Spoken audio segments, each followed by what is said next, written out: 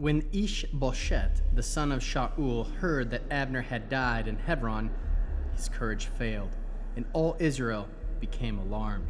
Shaul's sons had two men who were captains of raiding parties, one called Baanah and the other Rechav, the sons of Rimmon and Berothi, and the people of Benjamin, for Beroth is counted as part of Benjamin, even though the Berothim fled to Gathayim and have lived as foreigners there to this day. Now Jonathan, the son of Shaul, had a son, and he was lame in both legs. He had been 5 years old when the news about Shaul and Jonathan came from Israel. His nurse had gathered him up and fled, but as she was hurrying to get away, he fell and became lame. His name was Mephibosheth.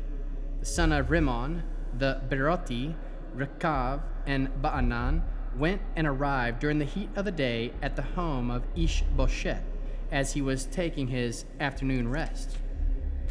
They went right into the house as if they were coming to get wheat and stabbed him in the groin. When Rechav and Baanah, his brother, escaped, they entered the house as he lay on his bed in his bedroom, stabbed him, and killed him. Then they beheaded him, took his head, and fled all night along the road through Arava. They brought the head of Ishbosheth to David in Hebron and said to the king, "Here is the head of Ishbosheth, the son of Shaul, your enemy, who wanted to take your life. Today Adonai has taken revenge on Shaul and his sons for the sake of my lord the king." But David answered Rechav and Baanah, his brother, the sons of Rimmon, the Berothi, "As Adonai lives, who has rescued me from every kind of difficulty, when someone told me, 'Here, Shaul is dead,' thinking to himself that he was bringing good news, I didn't reward him for his news, but seized him and killed him in Ziklag. How much more when criminals have killed an innocent man in his own house on his own bed? Shouldn't I hold you responsible for his death and rid the earth of you?" David then gave the order to the men and put them to death, cutting off their hands and feet and hanging them up next to the pool of Hebron. They took the head of Ishbosheth and buried it in Abner's grave at Hebron. Then all the tribes of Israel came to David in Hebron and said, "Here, we are your own flesh and bone. In the past, when Shaul was king over us, it was you who led Israel's military campaigns.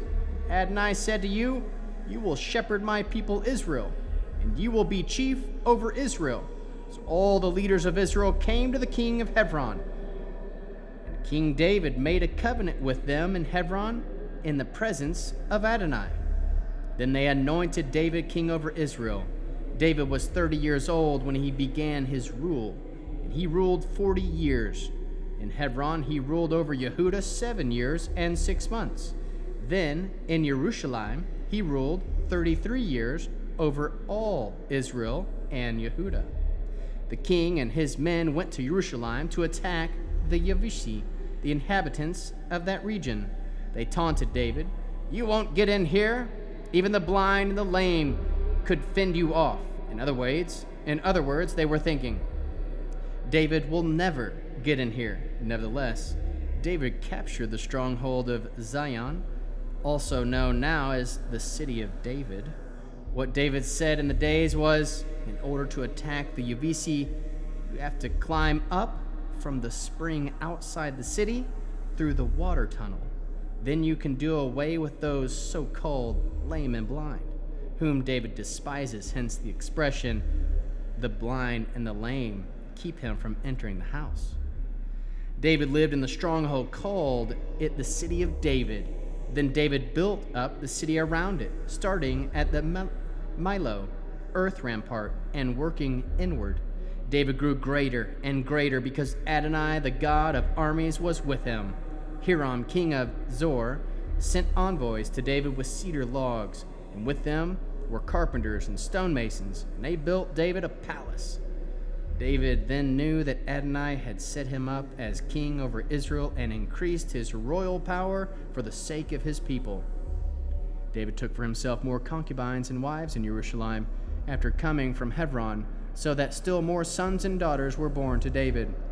Here are the names of those born to him in Jerusalem: Shammua, Shovav, Nathan, Shlomo, Yifkar, Elishua, Nepheg, Yaphia, Elishama, Eliada, and Eliphelet.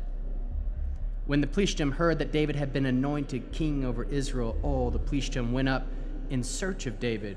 On learning of it, David went down to the stronghold. The Plishtim came and deployed in Rephaim Valley. David consulted Adonai, asking, "Should I attack the Plishtim? Will you hand them over to me?" Adonai answered David, "Attack. I will certainly hand the Plishtim over to you." So David went to Baal Perazim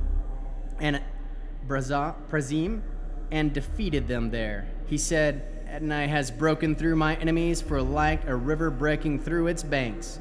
This is why he called the place Baal Perazim, Lord of breaking through. The Plishtim had left their idols there, so David and his men took them away. So the Plishtim came up again and deployed the Rephaim Valley. When David consulted Adonai, he said, "Don't attack. Circle behind them and engage them opposite the balsam trees. When you hear the sound of marching in the tops of the balsam trees, advance, because when Adonai has gone out ahead of you to defeat the armies of the Plishtim." David did exactly as Adonai had ordered him to do and pursued his attack the Plishtim from Geva all the way to Gezer. Again, David summoned all the picked troops of Israel, 30,000 men. And David, taking along the entire force he had with him, then set out for Baali Yehuda to bring up there the Ark of God, which bears the name of Adonai Svaot, enthroned above the Kruvim.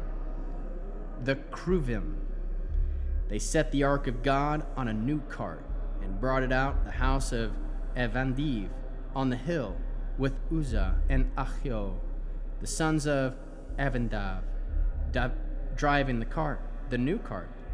They led it by the house of Avindiv on a hill with the Ark of God. Achio walked in front of the ark. David and the whole house of Israel celebrated in the presence of Adonai with all kinds of musical instruments made of cypress wood, including lyres, lutes, tambourines, rattles, and cymbals. When they arrived at Nacon's threshing floor, an oxen stumbled, and Uzzah put his hand out and steadied the Ark of God. But Adonai's anger blazed up against Uzzah, and God struck him down on the spot for his offense, so that he died there in the Ark of God. It upset David that Adonai had broken out against Uzzah. That place had been called Perez Uzzah, breaking out of Uzzah ever since. David was frightened of Adonai that day. He asked, "How can the Ark of Adonai come to me?" So David would not bring the Ark of Adonai into the city of David. Rather, David took it to the house of Obed-Edom the Gittite. The Ark of Adonai stayed in the house of Obed-Edom the Gittite for 3 months, and Adonai blessed Obed-Edom and all his household. King David was told Adonai was blessed the house of Obed-Edom and everyone who belongs to him, thanks to the Ark of God. So David went out joyously, brought the Ark of God up from the house of Obed-Edom to the city of David. When those bearing the Ark of Adonai had gone up only 6 paces, he sacrificed an ox and a fattened sheep. Then David danced and spun around and abandon before Adonai, wearing a linen ritual vest. So David and all the house of Israel brought up the Ark of Adonai and shouting and sound of the shofar. As the Ark of Adonai entered the city of David, Milcah, the daughter of Shaul, watching from the window, saw King David leaping and spinning before Adonai. She was filled with contempt for him.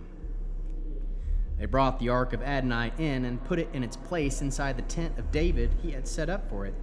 David offered burnt offerings and peace offerings before Adonai. When David had finished offering the burnt offerings and peace offerings, he blessed he blessed the people in the name of Adonai Svaot. Then he distributed to all the people of Israel, to everyone there, both men and women, a loaf of bread, a portion of meat, and a raisin cake, after which the people all left their homes. When David returned to bless his household, Michal, the daughter of Shaul, came out to meet him and said, "Such honor the king of Israel earned for himself today, exposing himself before his servants, slave girls, like some vulgar exhibitionist."